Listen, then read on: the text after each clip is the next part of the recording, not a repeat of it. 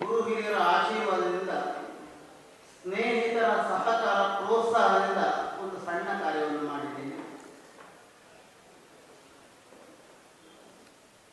ಬಹಳಷ್ಟು ಮಂದಿ ನನ್ನನ್ನು ಪ್ರೋತ್ಸಾಹಿಸೋದಕ್ಕೆ ಇಲ್ಲಿ ಸೇರಿಕೊಂಡಿದ್ದೇನೆ. ಬಹಳ ಸಂತೋಷ. ಇದುವೇ ನನಗೆ ಮುಂದಕ್ಕೂ ಸಾಧನೆಯನ್ನು ಮಾಡುವುದಕ್ಕೆ ಪ್ರೋತ್ಸಾಹವಾಗಿರಲಿ ಅಂತ ಬಯಸ್ತೇನೆ.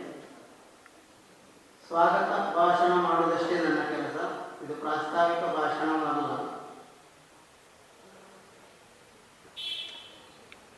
ಅಧ್ಯಕ್ಷ ಸ್ಥಾನವನ್ನು ಇಂದಿನ ಸಭಾ ಕಾರ್ಯಕ್ರಮದ ನಮ್ಮ ಕುಲಗುರುಗಳಾದಂತಹ ವೇದಮೂರ್ತಿ ಶ್ರೀ ಪಳ್ಳತಟ್ಟು ಪರಮೇಶ್ವರ ಭಟ್ರು ವಹಿಸುತ್ತಾರೆ. ಶಾಮಟ್ಟಿಗೆ ಬರಲಿಕ್ಕೆ ಆಗಲಿಲ್ಲ. ಆ ಬಗ್ಗೆ ನಮಗೆ ಬೇಸರ ಇಲ್ಲ.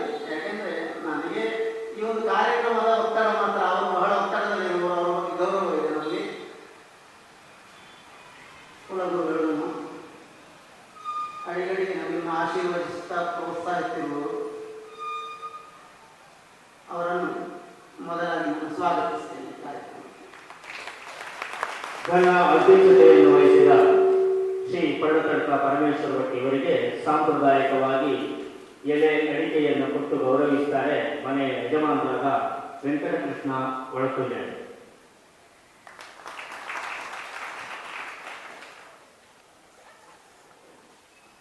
ಇಂದು ನಮ್ಮನ್ನು ಆಶೀರ್ವದಿಸಿ ಚಾರುವಾಕುಗಳನ್ನು ಆಡುವರು ಕಟೀಲು ದೇವಳದ ಆನುವಂಶಿಕ ಅರ್ಚಕರಾದಂತಹ ಶ್ರೀ ಅನಂತ ಪದ್ಮನಾಭ ಶರಣರು. ಅವರನ್ನು ಈ ಕಾರ್ಯಕ್ರಮಕ್ಕೆ ಸ್ವಾಗತಿಸುತ್ತೇನೆ. ಜಯಪ್ರಕಾಶ್ ಇವರು ಎಲೆಡಿಕೆಯನ್ನು ಕೊಟ್ಟು ಗೌರವಿಸಬೇಕು ಅಂತ ನೆನೆಸಿಕೊಳ್ಳುತ್ತಾರೆ. ಕೃತಿಗಳನ್ನು ಬಿಡುಗಡೆಗೊಳಿಸುವವರು ಆಸರಣ ಬಂಧುಗಳಲ್ಲಿ ಹಿರಿಯರವರು, ಆಡಳಿತ ಮುಕ್ತೇಶ್ವರರು ಹೌದು, ಆನುವಂಶಿಕ ಅರ್ಚಕರು ಹೌದು. ಶ್ರೀ ವಾಸುದೇವಾಸರಣರು ನನ್ನ ಪ್ರತಿಯೊಂದು ವ್ಯವಹಾರಕ್ಕೂ ಅವರು ಅಡಿಗಳಿಗೆ ಪ್ರೋತ್ಸಾಹಿಸುತ್ತಾ ಒಳ್ಳೆಯ ಮಾತುಗಳನ್ನು ಆಡಿ ನನ್ನನ್ನು ಆಶೀರ್ವದಿಸ್ತಾ ಇದ್ರು. ಅವರು ಬಂದಿದ್ದಾರೆ. ಅವರನ್ನು ಸ್ವಾಗತಿಸ್ತೇನೆ. ಇವರಿಗೆ ಮನಮೋಹನ ಇವರು ವೀಳ್ಯವನ್ನು ಕೊಟ್ಟು ಗೌರವಿಸಬೇಕು ಅಂತ ಕೇಳಿಕೊಳ್ತಾರೆ.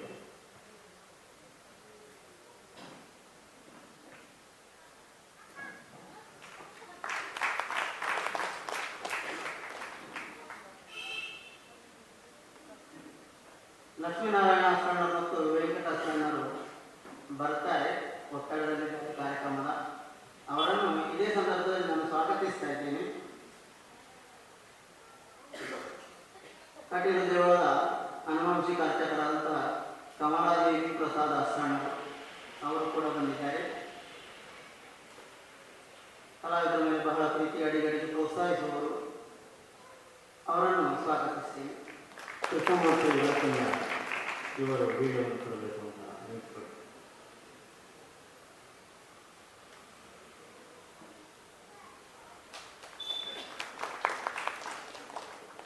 ಕಟೀಲು ದೇವಳದ ಆನುವಂಶಿಕ ರಚಕರಾದಂತಹ ಹರಿನಾರಾಯಣ ದಾಸರು ಈ ಕೃತಿ ಬಿಡುಗಡೆಯ ಸಮಾರಂಭಕ್ಕೆ ನನ್ನನ್ನು ಮುನ್ನಡೆಸಿದ್ದಾರೆ. ಅವರು ಆಶೀರ್ವದಿಸಿದ್ದಾರೆ, ಧೈರ್ಯ ತುಂಬಿದ್ದಾರೆ. ನನಗೆ ಅವರನ್ನು ಸ್ವಾಗತಿಸ್ತೇನೆ. ಇವರಿಗೆ ಉದಯ ಕೃಷ್ಣ ಇವರು ವಿಡಿಯೋವನ್ನು ಕೊಟ್ಟು ಗೌರವಿಸಬೇಕಂತ. ಉದಯ ವೆಂಕಟೇಶ್.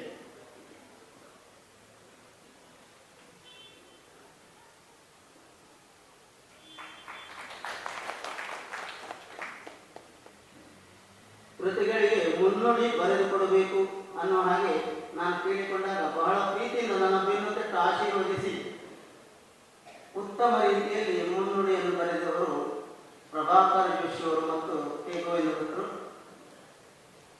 ಪುಸ್ತಕದ ಸೌಂದರ್ಯವನ್ನು ಹೆಚ್ಚಿಸಿದ್ದಾರೆ. ಅವರು ಅಂದವಾಗಿ ಮುನ್ನುಡಿಯನ್ನು ಬರೆದು ಯಕ್ಷಗಾನ ಪ್ರಸಂಗ ದೃಶ್ಯಾವಳಿ ಎಂಬ ಪುಸ್ತಕಕ್ಕೆ ಮುನ್ನುಡಿ ಬರೆದವರು ಡಾಕ್ಟರ್ ಪ್ರಭಾಕರ್ ಜೋಶಿ, ವಿದ್ವಾಂಸರು, ಲೇಖಕರು, ಪ್ರಸಿದ್ಧ ಯಕ್ಷಗಾನ ತಾಳಮದ್ದಳೆ ಅರ್ಥಧಾರಿಗಳು. ಅವರನ್ನು ಈ ಸಂದರ್ಭದಲ್ಲಿ ಸ್ವಾಗತಿಸ್ತೇನೆ. ಇವರಿಗೆ ರಾಧಾಕೃಷ್ಣ ಭಟ್ ಇವರು ವಿಡಿಯೋನಲ್ಲಿ ಗೌರವಿಸಬೇಕು ಅಂತ ಕೇಳಿಕೊಳ್ತಾರೆ.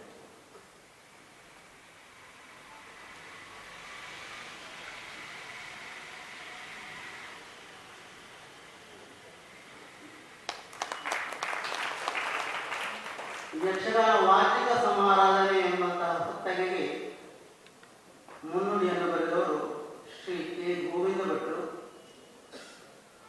ಯಕ್ಷಗಾನ ಕಲಾವಿದರಿಗೆಲ್ಲ ಗುರುಗಳು, ಹಿರಿಯ ಕಲಾವಿದರು. ಬಹುಶಃ ಗೋವಿಂದ ಭಟ್ರಿಗೆ ಗೋವಿಂದ ಭಟ್ರೇ ಸಾಟಿ. ವರ್ತಮಾನ ಕಾಲದಲ್ಲಿ ಅಂಥ ಕಲಾವಿದರಿಲ್ಲ. ನಿಜವಾಗಿಯೂ ರಾಷ್ಟ್ರ ಪ್ರಶಸ್ತಿ ಬರಬೇಕಿತ್ತು, ರಾಜ್ಯ ಪ್ರಶಸ್ತಿ ಆದರೂ ತಡವಾಗಿ ಬಂದವರಿಗೆ, ಬೇಗ ಬರಬೇಕಿತ್ತು. ವಾಚಿಕ ಸಮಾರಾಧನೆ ಪುಸ್ತಕಕ್ಕೆ ಮುನ್ನುಡಿಯನ್ನು ಬರೆದು ನನ್ನನ್ನು ಹರಸಿದ್ದಾರೆ. ಅವರನ್ನು ಸ್ವಾಗತಿಸಿದೆ. ಇವರಿಗೆ ಸೀತಾರಾಮ್ ಭಟ್ ಇವರು ವಿಡಿಯೋನಲ್ಲಿ ಗೌರವಿಸಬೇಕು ಅಂತ ವಿನಂತಿಸಿಕೊಳ್ತಾರೆ.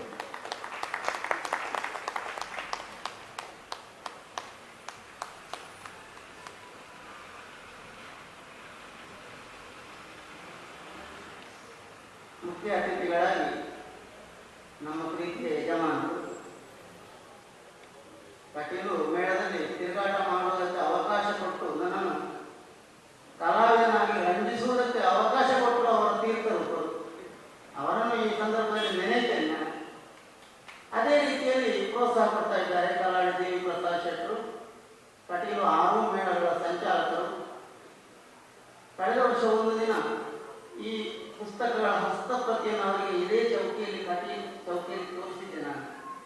ಆ ಹೊತ್ತಿಗೆ ಆದಷ್ಟು ಬೇಗ ಮುದ್ರಿಸಿ ಅಂತ ಒಂದು ಮಾತು ಹೇಳಿದರು. ನನ್ನ ಪ್ರೋತ್ಸಾಹಿಸಿದ್ದಾರೆ ನನ್ನನ್ನು. ಅವರನ್ನು ಈ ಸಂದರ್ಭದಲ್ಲಿ ಸ್ವಾಗತಿಸ್ತೇನೆ.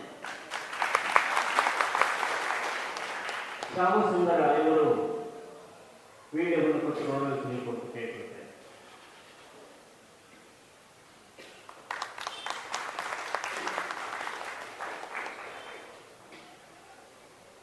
ಮುಖ್ಯ ಅತಿಥಿಗಳಾಗಿ ಸೊನ್ನಾಪುರ ವಿಶ್ವೇಶ್ವರ ಭಟ್ರು ನಮ್ಮ ಜೊತೆ ಸೇರಿಕೊಳ್ಳುತ್ತಿದ್ದಾರೆ. ಬಹುಶಃ ಪ್ರಾರಂಭದಲ್ಲಿ 1ನೇ ಮೇಳದಲ್ಲಿದ್ದೆ ನಾನು. ಆವತ್ತಿಗೆ 3 ವರ್ಷದ ತಿರುಗಾಟ ಅವರ ಜೊತೆ ಇತ್ತು ನನಗೆ. ಆಗ ಬಹಳಷ್ಟು ಕಲಿತಿದ್ದೇನೆ ನಾನು ಅವರ ಕೈಯಿಂದ, ನೆನಪಿದೆ ನನಗೆ. ಸಂಶಯಗಳಿದ್ದಲ್ಲಿ ಪರಿಹರಿಸಿದ್ದಾರೆ ಅವರು. ಅವರನ್ನು ಈ ಸಂದರ್ಭದಲ್ಲಿ ಸ್ವಾಗತಿಸ್ತೇನೆ.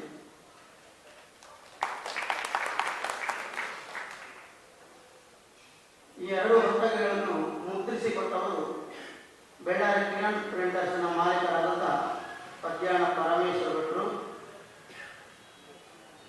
ಸತಿಪತಿಯರ ಜೊತೆಯಾಗಿ ಮಕ್ಕಳ ಸಹಿತ ಆಗಮಿಸಿದ್ದಾರೆ. ಅಕ್ಷಯ್ ಪದ್ಯಾಣ ಹಾಗೆ ಅವರ ತಮ್ಮನಿದ್ದಾರೆ. ಅವರನ್ನೆಲ್ಲ ಈ ಸಂದರ್ಭದಲ್ಲಿ ಅಂದವಾಗಿ ಮುದ್ರಿಸಿಕೊಟ್ಟಿದ್ದಾರೆ. ಅವರನ್ನು ಸ್ವಾಗತಿಸ್ತೇನೆ.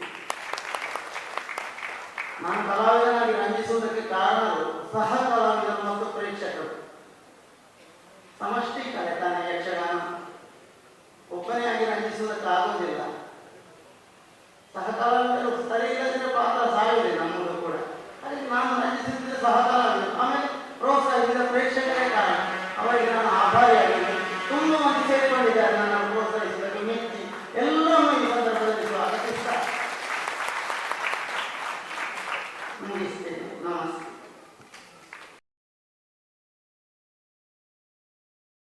ಅಧ್ಯಕ್ಷರೇ, ಹಾಗೆ ವೇದಿಕೆಯ ಮೇಲೆ ಆಸೀನರಾಗಿರುವ ಎಲ್ಲ ಹಿರಿಯರೇ, ಕಲಾವಿದರೇ, ನನ್ನ ಬಂಧುಗಳೇ, ಲೇಖಕರೇ, ಯಕ್ಷಗಾನದ ಸಂಬಂಧವಾದ ಸಾಹಿತ್ಯ ಕಳೆದ 50 ವರ್ಷಗಳಿಂದ ಬೇರೆ ಬೇರೆ ರೂಪದಲ್ಲಿ ಬೆಳೆದವು. ಯಕ್ಷಗಾನದ ಮೊದಲ ಬರವಣಿಗೆ 1930 ಇಸ್ವಿಯಲ್ಲಿ ಸುಮಾರು ಅದನ್ನು ಒಂದೆರಡು ಲೇಖನಗಳು ಬಂದಿರಬಹುದು.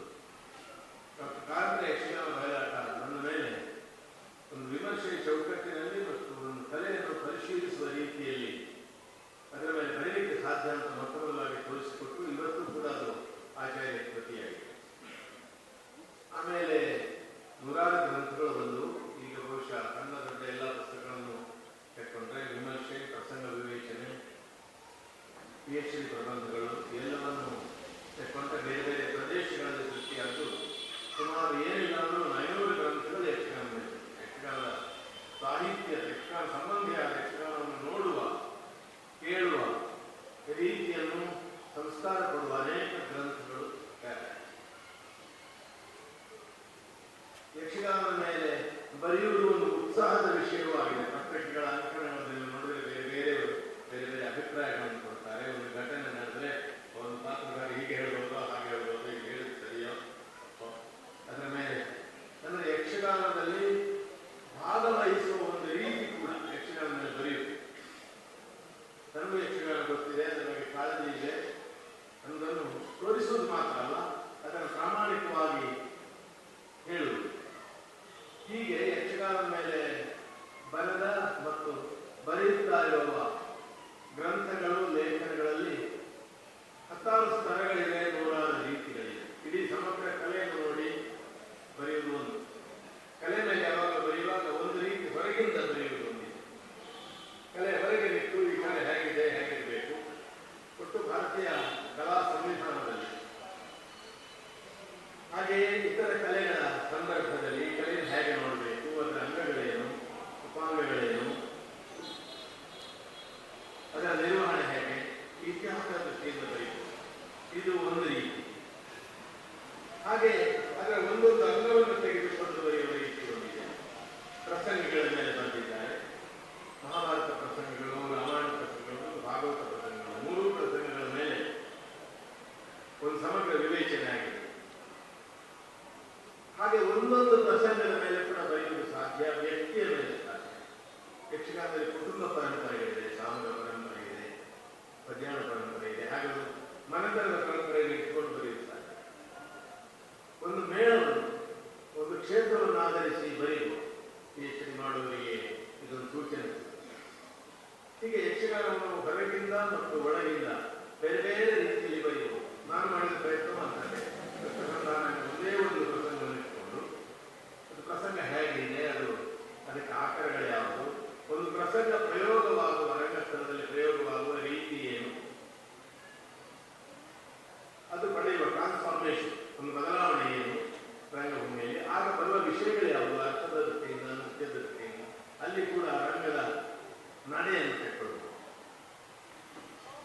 ನಾನು ಕೂಡ ಪ್ರಸಂಗವನ್ನು ಒಂದು 10-60 ದೃಶ್ಯಗಳಾಗಿ, ಸಣ್ಣ ದೃಶ್ಯಗಳಾಗಿ ವಿಭಾಗಿಸಿ ಮುಂದೆ ಅದರ ವಿಷಯ ಹೇಳುವಾಗ ದೃಶ್ಯದ ನಂಬರವನ್ನು ಮಾತ್ರ ಕೊಟ್ಟಿದ್ದಾರೆ, ಬೇಕಾದವರಲ್ಲಿ ನೋಡಬಹುದು.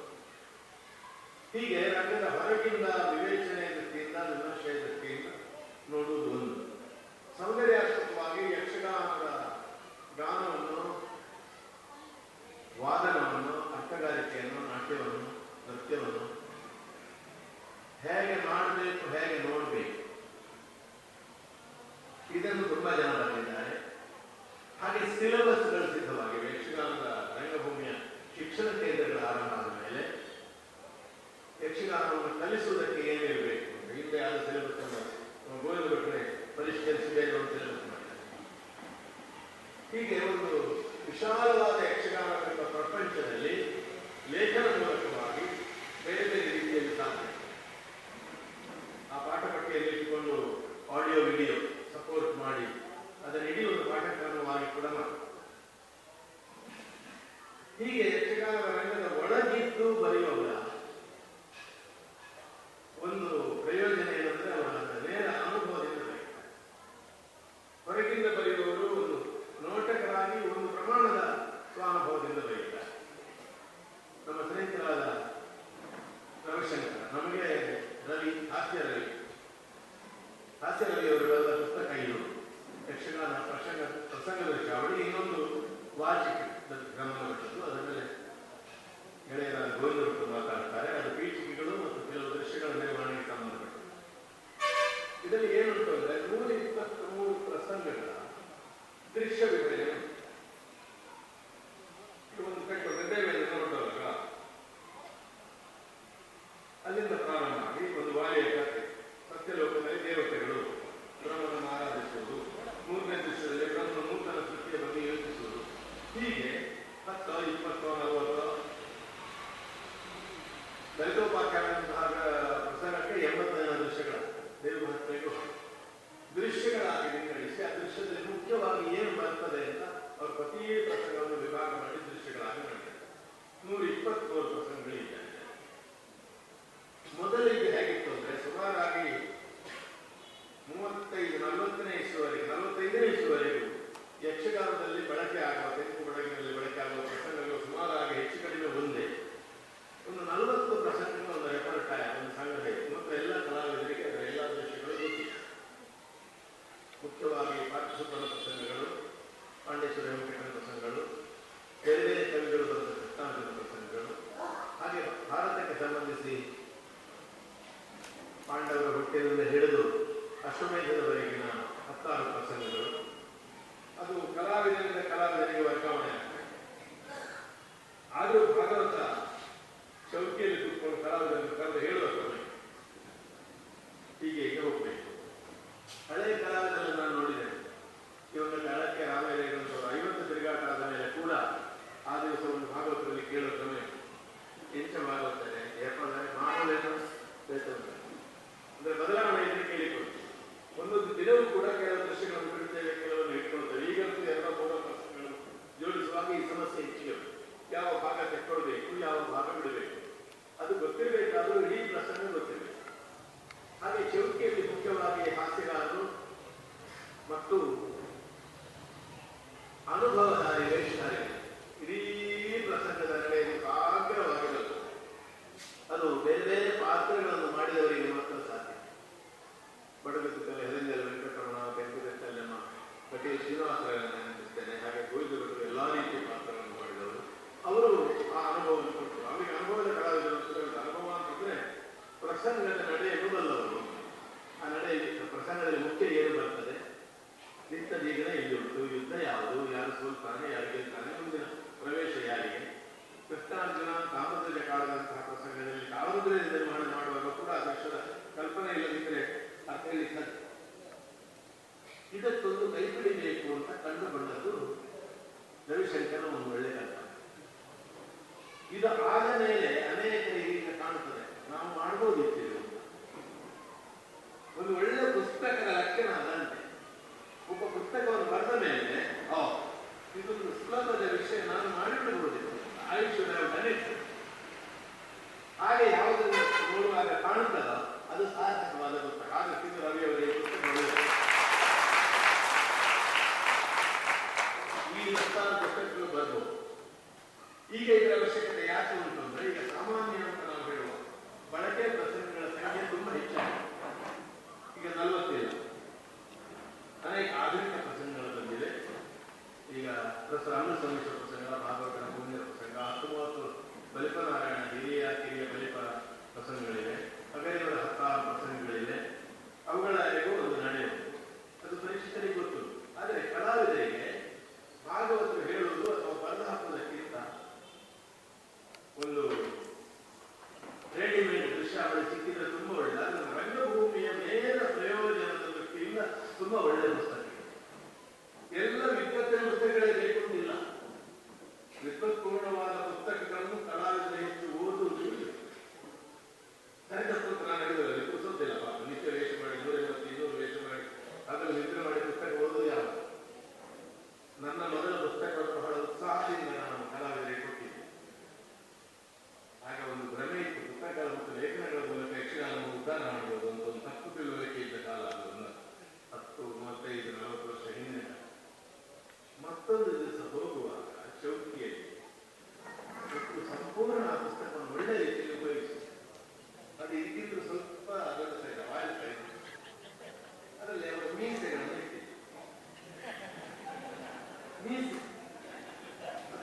ಸೈಜು 150 150 ಪೇಜ್ ಪುಸ್ತಕ. ನನಗೆ ಒಂದು ರೀತಿಯಲ್ಲಿ ಖುಷಿ, ಯಾಕಂದ್ರೆ ಅದು ಮೀಸೆ ಒಂದೊಂದು ತೆಗೆಯುವಾಗ ಒಂದು ಚೂಚು ಓದಬೇಕು. ಹಾಗೆ ಒಂದು ಪುಸ್ತಕದ ಬಳಕೆ ಹೇಗೆಲ್ಲ ಆಗ್ಬೋದು ಅಂತ ನನ್ನ ಮೊದಲ ಪುಸ್ತಕದಲ್ಲೇ ಕಂಡುಕೊಂಡು ಆಮೇಲೆ ನನ್ನ ಹೆಚ್ಚು ಪುಸ್ತಕಗಳನ್ನು ಬರೆದು ಓದಿದ್ದು ನಾನೇ. ಹಾಗೆ ತುಂಬಾ ವಿದ್ವತ್ಪೂರ್ಣವಾದ ಗ್ರಂಥಗಳಿಂದ ಪ್ರಯೋಜನ ಇದೆ. ನೇರ ರಂಗಭೂಮಿಗೆ ಪ್ರಯೋಜನ ಇರುವ ಮತ್ತು ಬಹುಶಃ ಎಲ್ಲ ಕಲಾವಿದರು ಓದಿದ ಒಂದಿಷ್ಟು ಪ್ರಯೋಜನಗಳು ಪ್ರಚೋದನೆ ಆದರೂ ಸಿಗಬಹುದಾದ್ದು ತಾನೇ ಬರೆದ ಕೃಷ್ಣ ಸಂಗ್ರಹ ಪ್ರಸಂಗ ಮತ್ತು ಪ್ರಯೋಗ ಒಂದೇ ಪುಸ್ತಕದಲ್ಲಿ 4 ಪುಟಗಳ ಪುಸ್ತಕ, ಒಂದೇ ಪ್ರಸಂಗ ಅನೇಕರು ಕೇಳಿದ್ದಾರೆ. ಪುಸ್ತಕದಲ್ಲಿ ಎಂತ ಉಂಟಲ್ಲ ಪ್ರಸಂಗದಲ್ಲಿ ಯಕ್ಷಗಾನ ಪುಸ್ತಕದ ಸಮಸ್ಯೆ ಏನು ಗೊತ್ತಾ? ಒಳಗಿದ್ದವನಿಗೆ ಅದು ಬೇಡ, ನಮಗೆಲ್ಲ ಗೊತ್ತುಂಟು. ಹೊರಗಿದ್ದವನಿಗೆ ಅದು ಯಕ್ಷಗಾನ ಅಲ್ವಾ? ಅನಂತಮೂರ್ತಿಯವರೇ ನನಗೆ ಹೇಳಿದ್ರು ಇದೀಗ ಪುಸ್ತಕ ಚೆನ್ನಾಗಿದೆಯಪ್ಪ, ನಮಗೆ ಅರ್ಥ ಆಗಲ್ಲ, ಅರ್ಥ ಆದವರಿಗೆ ಇದು ಬೇಡ. ಈ ತರದ ಸಮಸ್ಯೆ ಇದೆ ಕಲೆಗೆ ಸಂಬಂಧಪಟ್ಟ. ಈ ಭರತನಾಟ್ಯದಲ್ಲಿ ಈ ಪುಸ್ತಕಗಳು ಎಷ್ಟು ಭರತನಾಟ್ಯ ಕಲಾವಿದರು ಓದ್ಬೋದು, ನಮಗೆ ಇದು ಗೊತ್ತುಂಟಲ್ಲ. ಇಲ್ಲೇ ಈಗ ನಾವು ಮಾತಾಡ್ತಾ ಇರುವ ಜಾಗದಲ್ಲಿ ನಾನು ತುಂಬಾ ನೆನಪಿಸ್ತೇನೆ. ನಾನು ಅವರು ಇವತ್ತಿನ ಮಟ್ಟಿಗೆ ಇರಬೇಕಾಗಿ ಅನಾರೋಗ್ಯದಲ್ಲಿದ್ದಾರೆ ಶಿಕ್ಷಕರ ಕೃಷ್ಣ. ಅವರಿಗೆ ಯಕ್ಷಗಾನ ಪದಕೋಶದ ಡ್ರಾಫ್ಟ್ ಡೈಲಿ ಕಾಪಿ ಒಂದು 10-50 ಜೆರಾಕ್ಸ್ ಮಾಡಿ ನಾನು ಬೇರೆ ಬೇರೆ ಕಲಾವಿದರಿಗೂ ತಜ್ಞರಿಗೂ ಕೊಟ್ಟಿದ್ದೆ. ಇದರಲ್ಲಿ ಶಬ್ದ ಸೇರಿಸಿಲ್ಲ, ಕಿರೀಟ, ಪಕಡಿ, ಚೌಕಿ, ರಂಗಸ್ಥಳ, ವೇಷ, ಪ್ರವೇಶ ಅಂತ 1000 ಶಬ್ದಗಳಿದ್ದಾರೆ. ನಾನು ಪದಕೋಶ ಮಾಡಿದ ಮೇಲೆ ನನಗೆ ಅನೇಕ ಪದಗಳು ಗಮನಕ್ಕೆ ಬಂದಿದೆ. ವಿಚಿತ್ರ ಅಂದ್ರೆ ಕಲಾವಿದರಿಂದ ಹೆಚ್ಚು ಸೇರಿಸಲಿಕ್ಕಾಗಲ್ಲ ಶಬ್ದ. ಕಲಾವಿದರೆಲ್ಲರೂ ಹೊರಗೆ ನುಡಿಸಿ ನೋಡಿ ಓದಿದ ಬಳಿ 20 ಶಬ್ದಗಳನ್ನು ಅಲ್ಲೇ ತೆಗೆದು ಹುಚ್ಚೆಗಬೇಕು. ಆಶ್ಚರ್ಯ ಅಯ್ಯೋ ನಾನು ಮರೆತು ಬಿಟ್ಟಲ್ಲ. ಆ ಶಬ್ದಗಳನ್ನು ನಾನು ಅವರಿಗೆ ಹೇಳಿ ಸೇರಿಸಿ. ಹೀಗೆ ಹೊರಗಿರುವ ಜ್ಞಾನ ಕೂಡ ತುಂಬಾ ಪ್ರಯೋಜನ ಕಲೆಗೆ, ಒಳಗಿನ ಜ್ಞಾನ ಪ್ರಯೋಜನ. ಆದರೆ ಇದನ್ನು ಬಹುಶಃ ಮೀಸೆ ಉಪಯೋಗಿಸಲಿಲ್ಲ, ಓದಲಿಕ್ಕೆ ಉಪಯೋಗಿಸಿ. ಇನ್ನು ಇದರ ಜೆರಾಕ್ಸ್ ಒಂದೊಂದು ಪೇಜಿನ ಜೆರಾಕ್ಸ್ ನೀವು ನೋಡಲಿಕ್ಕೆ ಬೇರೆ ಬೇರೆ ಚೌಕಿನಲ್ಲಿ ಅತಿ ಹೆಚ್ಚು ಪ್ರಸಾರ ಖಂಡಿತ ಹೊಂದುತ್ತದೆ. ಎಲ್ಲ ಚೌಕಿಗಳಲ್ಲಿ ಬರುತ್ತದೆ. ತುಂಬಾ ಚೆನ್ನಾಗಿ ಸಂಗ್ರಹ ಮಾಡಿ ಮೇಲಿನ ಮೇಲೆ ನೋಡಿದೆ.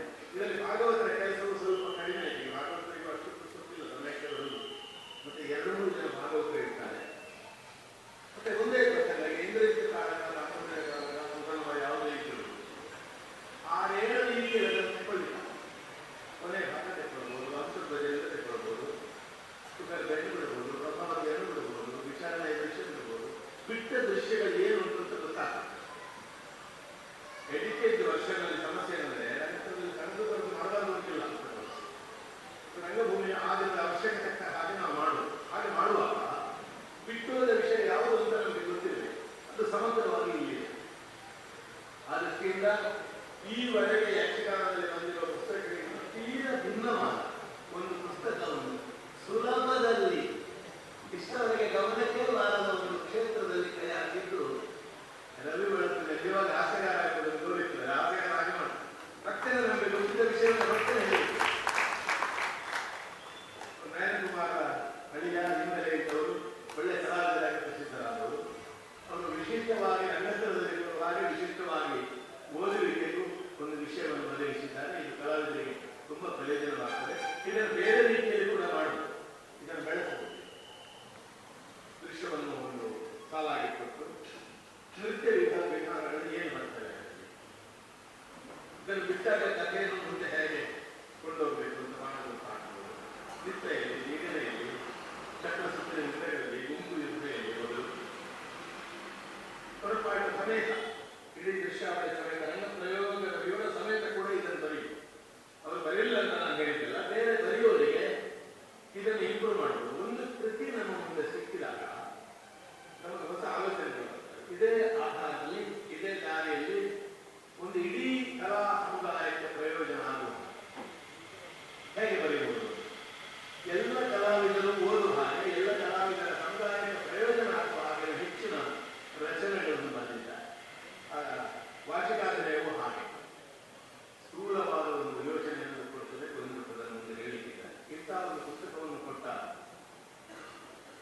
ರವಿಯವರನ್ನು ಹಾಗೆ ಅದಕ್ಕೆ ನೆರವಾದ ಎಲ್ಲರನ್ನು ನಾನು ಹಾರ್ದಿಕವಾಗಿ ಅಭಿನಂದಿಸ್ತೇನೆ ಮತ್ತು ಕೆಲಸವನ್ನು ನೀವು ಮುಂದುವರಿಸುವ ಮೊದಲು ಪ್ರಕಾಶನ ಮಾಡುವುದು ಯಾರು ಅಂತ ನೋಡಬೇಕು. ಬುಕ್ ಪ್ರಿಂಟಿಂಗ್ ತುಂಬ ಕಾಸ್ಟ್ಲಿ. ಸುಮಾರು 100 ಪುಟದ ಬರೆಯ ಟೆಕ್ಸ್ಟ್ ಮಾತ್ರ ಇರುವ ಪುಸ್ತಕವನ್ನು ಇವತ್ತು ಒಳ್ಳೆಯ ಮೈಂಡ್ ಒಳ್ಳೆಯ ಪೇಪರ್ನಲ್ಲಿ ಹೊರಗೆ ತರಬೇಕಾದ್ರೆ ಕಡೆಯ ಪಕ್ಷ 15,000-14,000 ರೂಪಾಯಿ ಬರಬೇಕು. ಆ ಲೆಕ್ಕದಲ್ಲಿ ಇದರಲ್ಲಿ ಎಷ್ಟು ಪುಟ ಉಂಟೋ ಏನು ಗೊತ್ತಿಲ್ಲ, 300 ಹತ್ರ ಉಂಟು. ಗುಟ್ಟು ಹೇಳಬಾರ್ದು, ಒಂದು 10,000-40,000 ರೂಪಾಯಿ ಆದರೂ ಅವರು ಖರ್ಚು ಮಾಡಿದ್ದಾರೆ. ಇದು ನಿಮಗೆ ಗೊತ್ತಾಗಲಿಕ್ಕೆ ನಾನು ಹೇಳುದು. 1000 ಕಾಪಿ ಮಾಡಿರಬೇಕು ಅವರು, 1000 ಮಾಡಿಲ್ಲ, 1,500 ಮಹತ್ವಾಕಾಂಕ್ಷೆ ಇಟ್ಕೊಂಡಿದೆ. 1,500 ಕಲಾವಿದರಿದ್ದಾರೆ. ಒಬ್ಬೊಬ್ಬರು ಒಂದೊಂದು ಕೆಟ್ಕೊಂಡ್ರು, ಕೆಲವರು ನಮ್ಮಕ್ಕೆ ಕೆಟ್ಕೊಂಡ್ರು, ಕೆಲವರು ಕೆಟ್ಕೊಂಡ್ರು. ತೊಂದರೆ ಆಗಲಿಕ್ಕೆ ಪ್ರಯೋಜನ ಕೊಂಡಾಡಬೇಕಂತೆ, ಕೊಂಡು ಓದಬೇಕಂತೆ. ಹಾಗೆ ಅವರಿಗೆ ಬೆಂಬಲ ಕೊಡುವವರು ಇದ್ದಾರೆ. ಒಬ್ಬ ಸಜ್ಜನನಾಗಿ ವಿನೀತನಾಗಿ ಬಹಳ ಕಷ್ಟಗಳಲ್ಲಿ ಅನೇಕ ಪ್ರತಿಕೂಲಗಳ ಮಧ್ಯೆ ಎದ್ದು ಬಂದು ರವಿಶಂಕರ್ ಬಹಳ ಕಷ್ಟಪಟ್ಟು ಪ್ರಯತ್ನ ಮಾಡಿದ್ದಾರೆ. ಎಲ್ಲರಿಗೂ ಸಂಗ್ರಹ ಮಾಡ್ತಾರೆ. ಕಾಮಂದ್ರೆಯಲ್ಲಿ ನಮ್ಮ ಸಹಕಲಾದರು ಯಾವಾಗಲೂ ಅಧ್ಯಕ್ಷ ಬರುವಾಗ ಒಂದು ಕೂತು ಮಾತಾಡುವ ಕ್ರಮ, ಪ್ರದರ್ಶನ ತುಂಬ ಚೆನ್ನಾಗಿ ಆಗಬೇಕೆಂಬ ಬಗ್ಗೆ ತುಂಬ ಗಂಭೀರವಾಗಿ ಸೀರಿಯಸ್ ಆಗಿ ಯೋಚನೆ ಮಾಡುವ ಕಲಾವಿದರು. ತನ್ನಿಂದ ಕಲಾವಿದರಿಗೆ ಒಂದು ಪ್ರಯೋಜನ ಆಗಬೇಕು ಅಂತ ಯೋಚಿಸಿದ್ದಾರೆ. ಈ ಹೊಸ ಸಭಾಭವನದಲ್ಲಿ ಈ ಹೊಸ ಪ್ರಕಲ್ಪ ಶ್ರೀ ಕಟೀಲು ಕ್ಷೇತ್ರದ ಮತ್ತು ಬೆಳೆದ ಯಜಮಾನರು ಮತ್ತು ಎಲ್ಲರ ಪ್ರೋತ್ಸಾಹದಿಂದ ಮುಂದೆ ಬರ್ತಾ ಇದೆ. ಇದು ಯಕ್ಷಗಾನದಲ್ಲಿ ಒಂದು ಕವಲು. ಒಬ್ಬರು ಒಂದು ಪ್ರಯೋಗ ಶುರು ಮಾಡಿದ್ರೆ ಅದನ್ನು ಉಳಿದವರು ಮುಂದೆ ಕೊಂಡೋಗ್ತಾರೆ. ಹೊಸ ಒಂದು ಗ್ರಂಥ ಸರಣಿಗೆ ಇದು ನಾಂದಿಯಾಗಲಿ. ಆ ಮೂಲಕ ಕಲಾವಿದನಾಗಿ ಮಾತ್ರ ಅಲ್ಲ, ಉಪಯುಕ್ತ ಕೃತಿಗಳ ಲೇಖಕನಾಗಿ ಕೂಡ ನಮ್ಮ ಆತ್ಮೀಯರಾದ ರವಿಯವರು ಯಕ್ಷಗಾನದಲ್ಲಿ ಚಿರಸ್ಥಾಯಿಯಾಗಿ ಕೀರ್ತಿಯನ್ನು ಪಡೆಯಲಿ. ಇಂತಹ ಕೃತಿಗಳು ಅವರಿಂದ ಬರಲಿ ಮತ್ತು ನಮಗೆಲ್ಲರಿಗೆ ಇದರಿಂದ ಪ್ರಯೋಜನವಾಗಲಿ ಅಂತ ಹಾರೈಸಿ ಪುಸ್ತಕಕ್ಕೆ ಶುಭವನ್ನು ಕೋರಿ ಇದರ ಪ್ರಯೋಜನವನ್ನು ಕಲಾವಿದರು ಪಡೆಯಲಿ ಅಂತ ಹೇಳಿ ವಿರಮಿಸ್ತೇನೆ.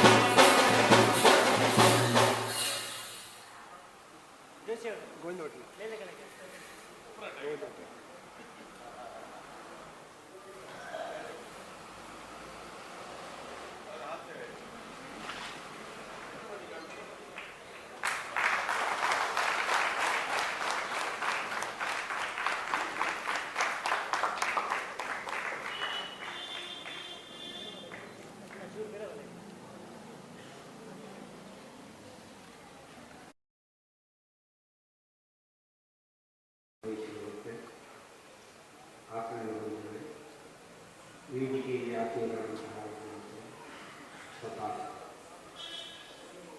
ರವಿಕುಮಾರ್ ವಾಚಿಕದ ಬಗ್ಗೆ ಈಗಾಗಲೇ ಪುಸ್ತಕಗಳು ಯಕ್ಷಗಾನದಲ್ಲಿ ವಾಚಿಕಾಭಿನಯ ಎಂದು ಸ್ವತಂತ್ರವಾಗಿ ಸಮಯೋಚಿತವಾಗಿ ಕಲಾವಿದ ಪಾತ್ರವನ್ನು ಧರಿಸಿ ಮಾತಾಡ್ತಾರೆ. ಅದಕ್ಕೆ ಸಂಬಂಧಿಸಿದಂತೆ ಈವರೆಗೆ ಕಲ್ಪೇಶ ಕನ್ನಡಗಳು ದೇವದೇಶಿ ಕನ್ನಡಗಳು ಹಾಗೆ ಕುಂಬಳೆ ಕನ್ನಡಗಳು ಒಂದೊಂದು ಪ್ರಸಂಗಕ್ಕೂ ಅರ್ಥ ವಿವರಣೆಯನ್ನು ಬರೆದದ್ದನ್ನು ನಾವು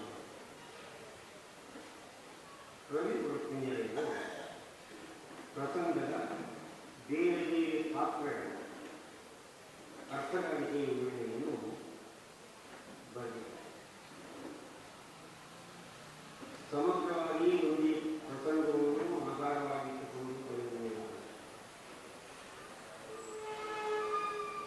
ಸನ್ನಿವೇಶಗಳು, ಕಿರೀಟದ ವೇಷಗಳು, ವೇಷಗಳು, ಬಣ್ಣದ ವೇಷಗಳು, ಯಕ್ಷಗಾನ ರಂಗದಲ್ಲಿ ನಾವು ಕಂಡು ಬೇರೆ ಬೇರೆ ಜಾತಿಯ ರೀತಿಯ ಪಾತ್ರಗಳ ವಾಚಿಕವನ್ನು ಬರುತ್ತದೆ.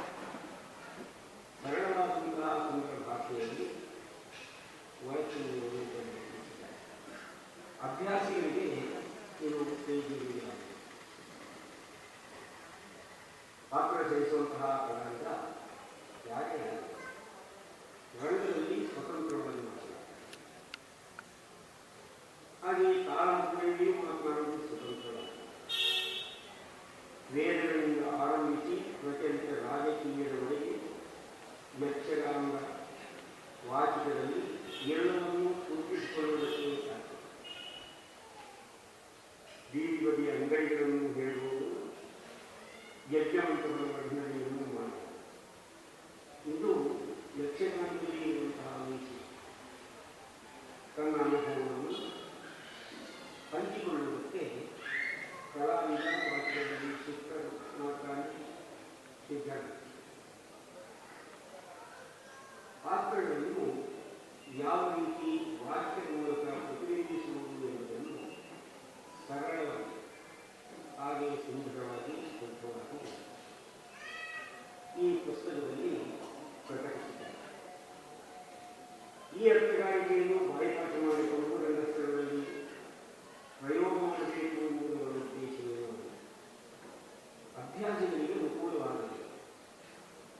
ಯಕ್ಷಗಾನದ ಪಾತ್ರಗಳನ್ನು ವಾಚಿಕದ ಮೂಲಕ ಯಾವ ರೀತಿಯಲ್ಲಿ ನಾವು ಪ್ರೇಕ್ಷಕರಿಗೆ ಶ್ರೋತೃಗಳಿಗೆ ಮುಟ್ಟಿಸುವುದಕ್ಕೆ ಸಾಧ್ಯ ಎಂಬುದನ್ನು ಸರಳವಾಗಿ ನಿರೂಪಿಸಿದ್ದಾರೆ. ಪ್ರಸಂಗದಲ್ಲಿ ಬರುವಂತಹ ಪಾತ್ರಗಳು ಬೇರೆ ಬೇರೆ ಪಾತ್ರಧಾರಿಗಳಿಂದ ನಿರ್ವಹಿಸಲ್ಪಟ್ಟಾಗ ಮಾತಿನಲ್ಲಿ ಬೇರೆ ಬೇರೆ ಸ್ವರೂಪವನ್ನು ಹೊಂದಿದೆ. ಎಷ್ಟೋ ಪಾತ್ರಗಳು ವಿಶೇಷವಾಗಿ ವಿಪರೀತವಾಗಿ ಕೇಳುಗಳನ್ನು ರಂಜಿಸುವುದಕ್ಕೆ ಶಕ್ಯವಾಗಿದೆ. ಆದ್ದರಿಂದಲೇ ಮಾತಿನಲ್ಲಿರುವಂತಹ ವಿವಿಧತೆಯನ್ನು, ಅದರಲ್ಲಿರುವಂತಹ ವೈವಿಧ್ಯವನ್ನು ನಾವು ಪರೀಕ್ಷಿಸುತ್ತೇವೆ. ಒಬ್ಬ ಜರಾಸಂಧ ಹೇಳಿದಂತೆ ಮತ್ತೊಬ್ಬ ಜರಾಸಂಧ, ಒಬ್ಬ ಅವನ ಪಾತ್ರವನ್ನು ಪ್ರತಿಪಾದಿಸುವಂತೆ ಮತ್ತೊಬ್ಬ ಕಲಾವಿದ ಪ್ರತಿಪಾದಿಸುವ ಅರ್ಥಧಾರಿಗಳಲ್ಲಿ ಆ ಪಾತ್ರೋಚಿತವಾಗಿ ವಾಕ್ಯಾಭ್ಯಯವನ್ನು ಮಾಡುವುದಕ್ಕೆ ವಿವಿಧತೆಯನ್ನು ನಾವು ಕಾಣ್ತೇವೆ. ಅದೇ ಯಕ್ಷಗಾನದ ವೈಶಿಷ್ಟ್ಯ. ಅದು ಹೇಗಿದ್ದರೆ ಚೆನ್ನಾಗಿರುತ್ತದೆ. ಆ ಪಾತ್ರಗಳು ಹೇಗೆ ಪ್ರೇಕ್ಷಕರಿಗೆ ಶ್ರೋತೃಗಳಿಗೆ ಆನಂದವನ್ನುಂಟು ಮಾಡುವುದಕ್ಕೆ ಸಾಧ್ಯ ಎಂಬುದನ್ನು ಅಭ್ಯಾಸಿಗಳು ಪರಿಶೀಲಿಸಿ ಮುಂದುವರಿಸಿದರೆ ಒಳ್ಳೆಯದಾದೀತು ಎಂಬ ಆಶಯದೊಂದಿಗೆ ಗಣೇಶನಿಗೆ ಈ ಪುಸ್ತಕವನ್ನು ಮಾಡಿದ್ದಾರೆ. ಇದನ್ನು ಯಕ್ಷಗಾನ ಕಲಾವಿದರೇ ಓದುತ್ತಾರೆ ಎಂದು ನಂಬುವುದೇ ನನಗೆ. ಯಾಕೆಂದರೆ ಯಕ್ಷಗಾನ ಕಲಾವಿದರು ಸಲ್ಲಬೇಕು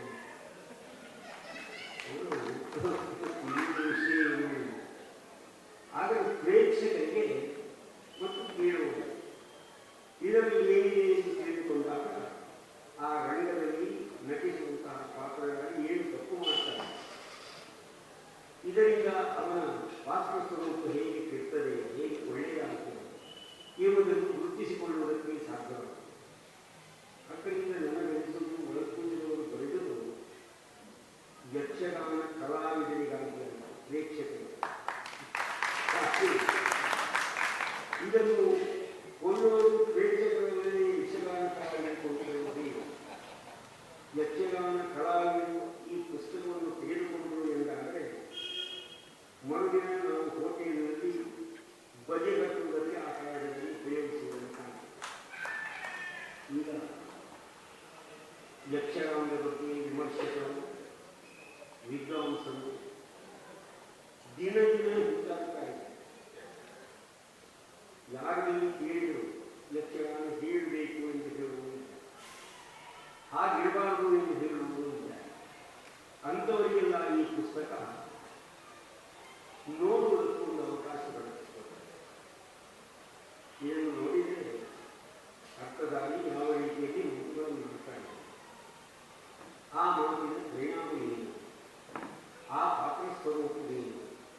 ಅದೆಷ್ಟು ಸರಳವಾಗಿರಬೇಕು, ಸುಂದರವಾಗಿರಬೇಕು, ಭಾಷಾವರ್ತತೆಯಿಂದ ಕೂಡಿರಬೇಕು ಇತ್ಯಾದಿಗಳನ್ನು ತಿಳಿದುಕೊಳ್ಳುವಂತೆ ಕಲಾವಿದ ತನ್ನನ್ನು ರೂಪಿಸಿಕೊಳ್ಳುವ ಹೊತ್ತಿಗೆ ಆರಂಭದಲ್ಲಿ ಪದ್ಯದ ಅರ್ಥ ಹೇಳುವುದು ಹೇಗೆ ಎಂಬುದನ್ನು ಇತರರಿಂದಲೇ ತಿಳಿದುಕೊಳ್ಳಬೇಕು, ಕಲಿತುಕೊಳ್ಳಬೇಕು. ಈ ಪುಸ್ತಕವನ್ನು ನೋಡಿದರೆ ವಾಸ್ತವ ಹೀಗಿರಬೇಕು ಎಂಬ ಕಲ್ಪನೆ ಕಲಾವಿದರಲ್ಲಿ ಮೂಡಿದೆ. ಅತಿಯಾದ ದೀರ್ಘವಾದ ವಿಸ್ತಾರವಿಲ್ಲ ಪದ್ಯಗಳ ಪರಿಣಾಮವಾದವನ್ನು ತಿಳಿಯುವುದಿಲ್ಲ. ಈ ವಾಸ್ತವ ಆಕರ್ಷಣೆ ಎನ್ನುವುದು ನೋಡಬೇಕು ಎಂಬ ಆಸೆ ಮೂಡಿಸುವುದನ್ನು ಇದರಲ್ಲಿ ಹಾಗೆ ಕೆಲವು ಪಾತ್ರಧಾರಿ ಶಬ್ದಗಳೇನು ಎಂಬುದನ್ನು ಶ್ರೋತೃಗಳು ಗ್ರಹಿಸಿಕೊಳ್ಳುವುದಕ್ಕೆ ಕಷ್ಟವಿದೆ. ಸೂರ್ಯನನ್ನು ಸೂರ್ಯ ಎಂದು ಹೇಳಿದರೆ ಮಳೆಯುವ ಎಂದು ಇತ್ಯಾದಿ ಬೇರಾದ ಪದಗಳಿಂದ ಗುರುತಿಸುವುದಕ್ಕೆ ಸಿದ್ಧನಾದರೆ ಅದೇನು ಶಬ್ದ ಎಂದು ತಿಳಿಯುವುದಲ್ಲದೆ ಆ ಪದ್ಯಗಳ ಔಚಿತ್ಯ ಏನು ಇತ್ಯಾದಿಗಳನ್ನು ಗಮನಿಸುವುದು ಸರಳವಾಗಿದ್ದರೆ ಕೇಳುವುದು ಸಂತೋಷವಾಗುತ್ತದೆ.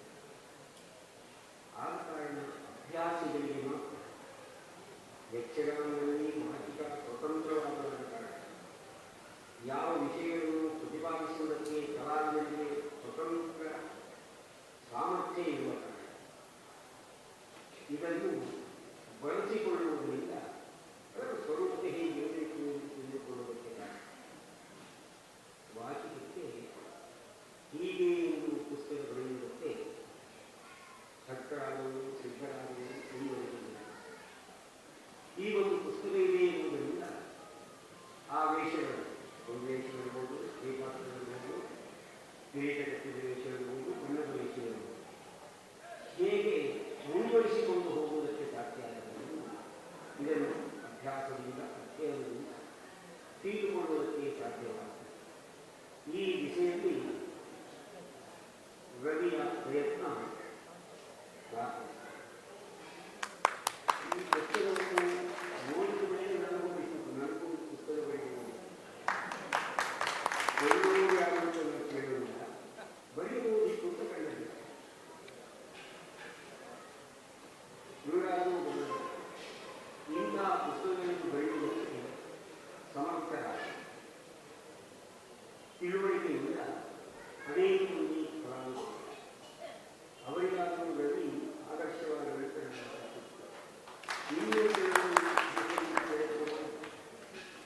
ಪ್ರಯತ್ನಿಸಿದರೆ ಅಭ್ಯಾಸ ಮಾಡಬೇಕು ಎಂಬ ಆಸಕ್ತಿ ಇದೆ.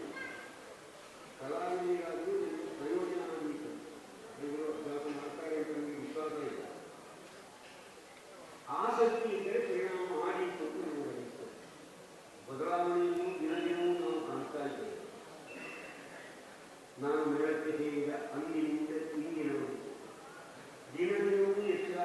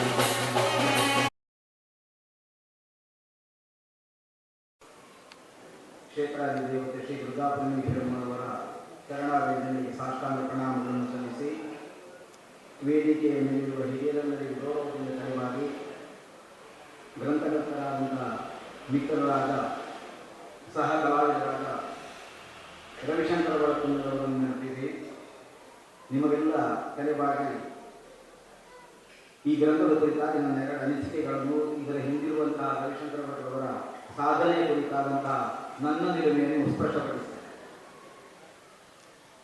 ಒಬ್ಬ ಕಲಾವಿದರ ಮೇಳದಲ್ಲಿ ತಿರುಗಾಟ ಮಾಡುವುದು ಕೇವಲ ಸಂಪಾದನೆಯ ದೃಷ್ಟಿಯಿಂದ ಮಾತ್ರ ಅಂತ ತಿಳಿಯುವ ಕಾಲ ಬಂದಿದೆ. ನಿಜವಾಗಿ ಅಲ್ಲ. ಮೇಳ ಅನ್ನೋದು ಒಂದು ವಿದ್ಯಾಲಯ ಇದ್ದ ಹಾಗೆ. ಕಲಾವಿದ ಸಮಾಜಕ್ಕೂ ಒಂದು ಸಂಸ್ಕಾರವನ್ನು ವಿದ್ಯೆಯನ್ನು ಉಪದೇಶಿಸುವ ಮಟ್ಟಕ್ಕೆ ಬೆಳೆಯಬೇಕು. ಹಾಗೆ ಬೆಳೆಯಬೇಕು ಅದನ್ನು ಮೊದಲು ತಾನೇ ಬೆಳೆಯಬೇಕು. ಇದಕ್ಕೆ ಯಾವುದು ಪಾಠಶಾಲೆ ಕೇಳಿದರೆ ಮೇಳವೇ ಪಾಠಶಾಲೆ.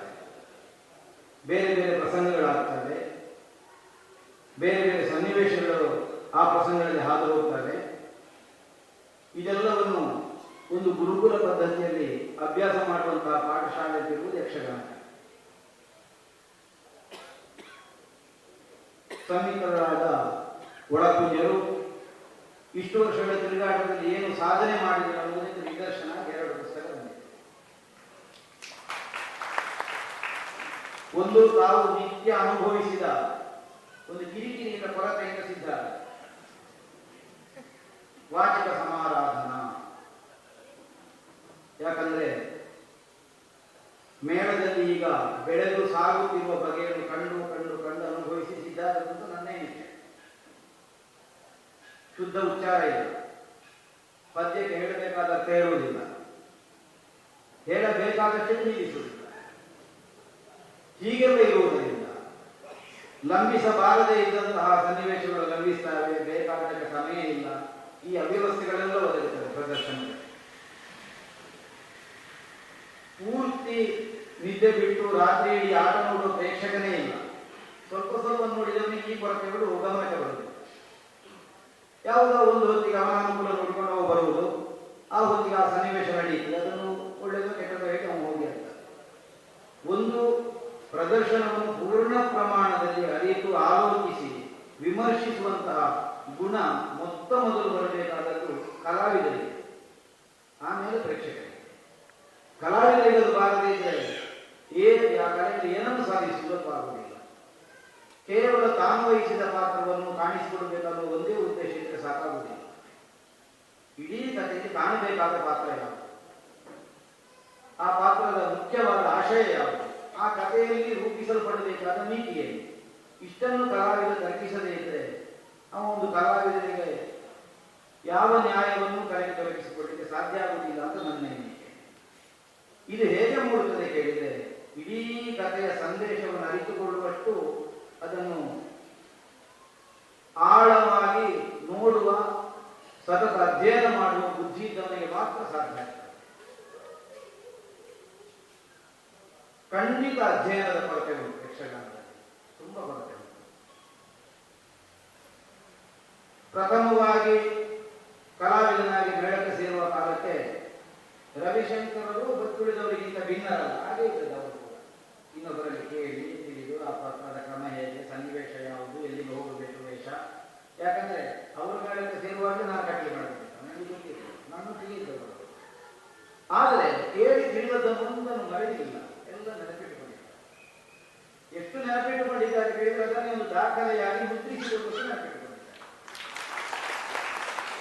ತಾನು ಬೆಳೆದಿದ್ದಾರೆ, ಸಹ ಕಲಾವಿದರನ್ನು ಬೆಳೆಸಿದ್ದಾರೆ.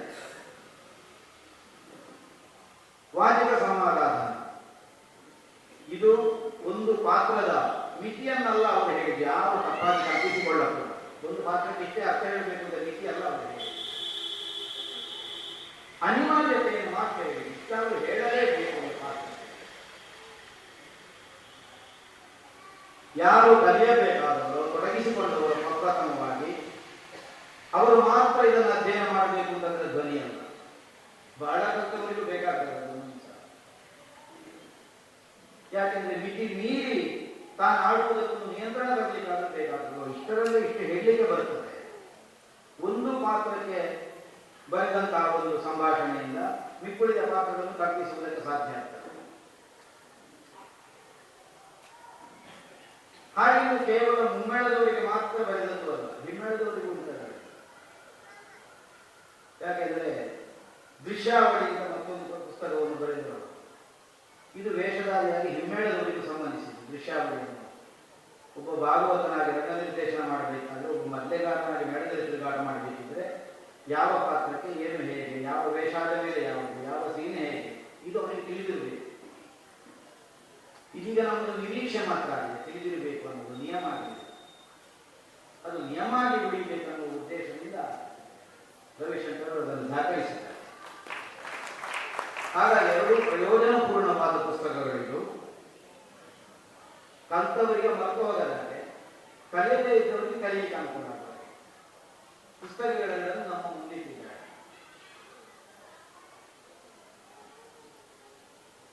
ಕೇಳಿ ತಿಳಿಯುವ ಅಭ್ಯಾಸ ಇಲ್ಲದೆ ಇದ್ದವರು ನೋಡಿ ಆದರೂ ಕಲಿಯಲಿ, ಈ ಸದಾಶಯ ಉಂಟಲ್ಲ ಹಿನ್ನೆಲೆಯಲ್ಲಿ ನನಗೆ ಕಾಣುತ್ತೆ. ಕೇಳಿ ತಿಳಿಯುವುದಿಲ್ಲ ಕಲಾವಿದರು, ಹೊರತು ಮೇಳಕ್ಕೆ ಬಂದವರು. ನೋಡಿ ಆದರೂ ಕಲಿಯುವುದಾದ್ರೆ ಕಲಿಯಲಿ. ಮತ್ತೆ ಬಹುಶಃ ಅವರಿಗೂ ಸಾಕಾಗಿರಬೇಕು, ಬರೆದು ಕೊಟ್ಟು ಕೊಟ್ಟು ಕೊಟ್ಟು ಕೊಟ್ಟು ಸಣ್ಣ ಸಣ್ಣ ಹೀಗೆ ಸಣ್ಣ ಸಣ್ಣ ಬರೆದು ಕೊಟ್ಟು ನಾಳೆ ಅದು ಇಲ್ಲವಾಗಿ ಹೋಗುವುದಕ್ಕೂ ಒತ್ತಗೆಯಾಗಿ ಅದು ಉಳಿಯಿದೆ. ಅವರ ಶ್ರಮ ಅದು ಒಂದು ಸಾರ್ಥಕ್ಯವನ್ನು ಕಾಣಲಿ ಅನ್ನುವ ಉದ್ದೇಶದಿಂದ ಈ ಹೊತ್ತಗೆಯನ್ನು ಸಿದ್ಧಪಡಿಸಿದ್ದಾರೆ. ಇದೊಂದು ಆದರ್ಶವಾಗಲಿ. ಎಲ್ಲ ಕಲಾವಿದರಿಂದ ಪೂರ್ಣ ಪ್ರಮಾಣದ ಪ್ರಯೋಜನವನ್ನು ಹೊಂದಿದರೆ ಅವರ ಶ್ರಮಕ್ಕೊಂದು ಬೆಲೆ ಸಿಕ್ಕಿತ್ತು. ಅದರಿಂದ ಮೌಲ್ಯ ಕಟ್ಟಲಿಕ್ಕಿಲ್ಲ. ಅಷ್ಟು ಪರಿಶ್ರಮವನ್ನು ಪಟ್ಟಿದ್ದಾರೆ ಸತತವಾಗಿ. ಇನ್ನು ಮುಂದೆ ಇದಕ್ಕಿಂತ ಅತಿಶಯವಾದ ಯಕ್ಷಗಾನ ಸಂಬಂಧವಾದ, ಸಾಹಿತ್ಯ ಸಂಬಂಧವಾದ ಪುಸ್ತಕಗಳನ್ನು ಕೊಡುವಂತಹ ಒಂದು ಅವಕಾಶವನ್ನು ಶ್ರೀದೇವರು ಅವರಿಗೆ ಅನುಗ್ರಹಿಸಲಿಂದ ದೇವರಲ್ಲಿ ಸಂಪ್ರಾರ್ಥಿಸಿ ನನ್ನೆರಡು ಮಾತುಗಳು.